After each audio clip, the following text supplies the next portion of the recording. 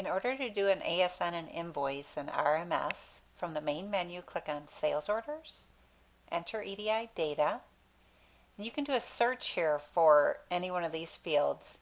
It's easier if you click in the field and then click search, because then it automatically populates with the field. I am going to go ahead and pull up one that's a test. So right now we're on the Select tab. If you double click on it, it brings you over to the Order tab. Here you can populate the different information. As you can see, when I run my mouse over the different field, at the very bottom it tells you kind of a hint of what needs to go in there. So enter a valid SCAC EDI shipper code. You can click on the dot dot dot, which brings up a ship via table. These are just a handful of different ones. If your carrier is not in here, you can click on the plus and add a carrier in here.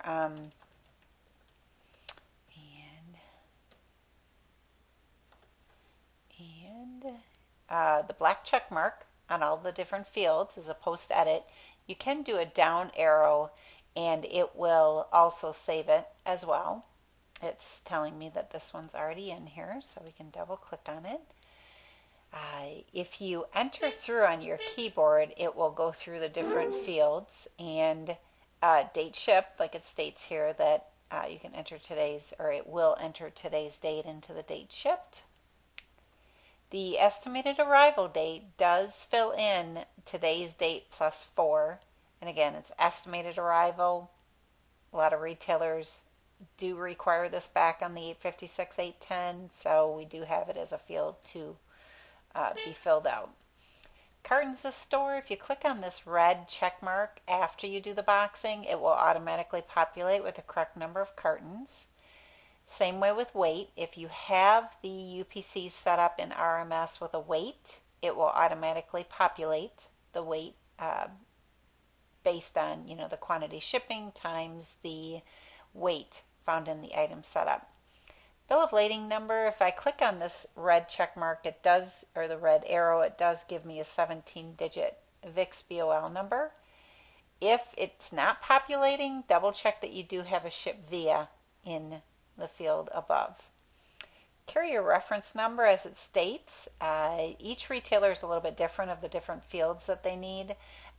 This could be a pro number, it could be the invoice number, it could be the load ID number.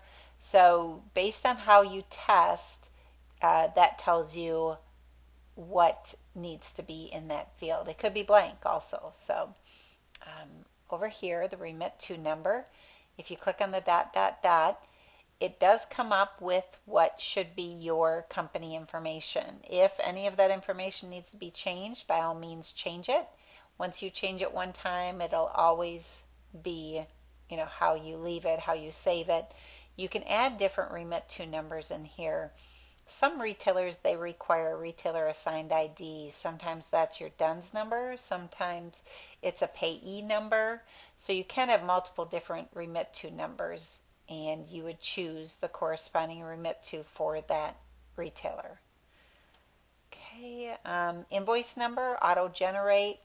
Since that box is checked, if I enter through that field, it will give me the reference number as the invoice number.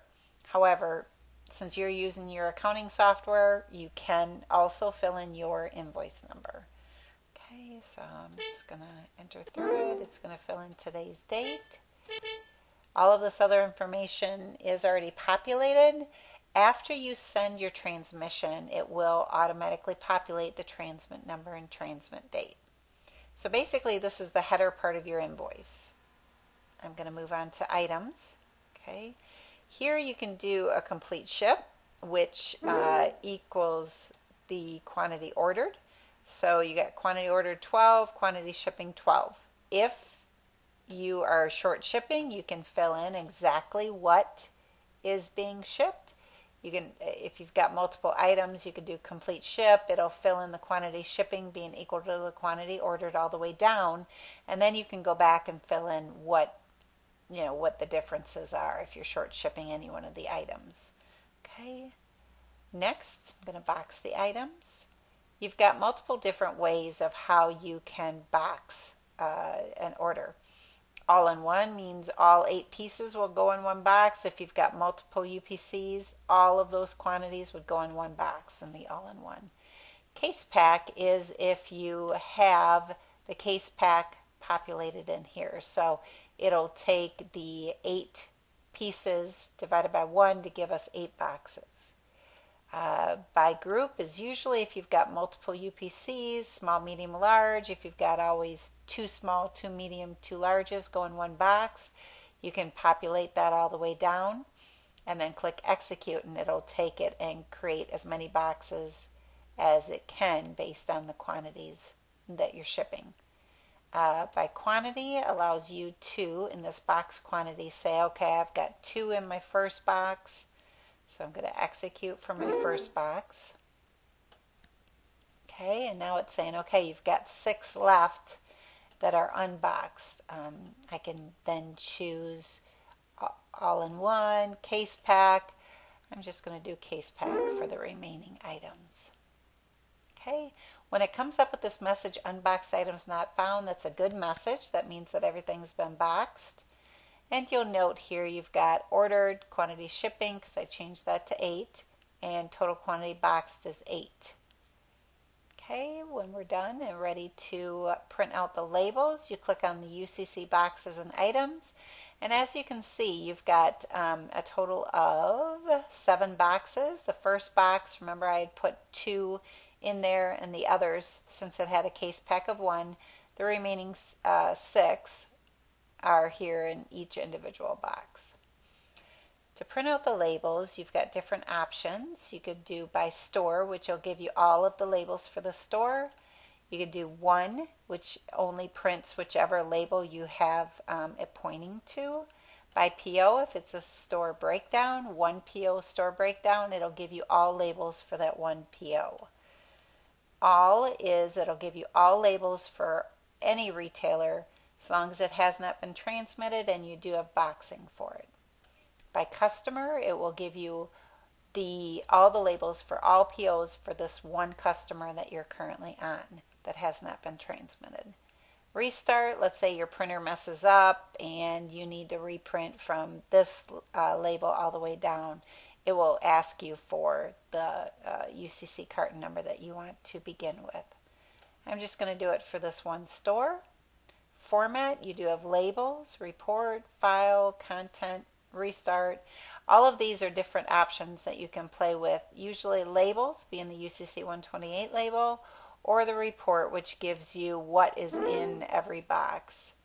So you can get an idea of what this is. A lot of people they might give it to their warehouse so that they can tell what's in each box. Okay, I'm going to switch this back to labels and print. Okay, mine is set to go to a PDF printer, so then a lot of people can then just email it to their warehouse. This I've got set up to 4 labels to a page. You will note that this is the label format for the specific retailer. Each retailer has their own label specs. And again, this is 4 to a page. We also have the label format, which is 1 to a page, which is 4 by 6. And that completes doing the ASN invoice and the printing of the labels. Your next step is actually sending the ASN and invoice. If you go into the EDI Send Receive, there is a tutorial in there as well.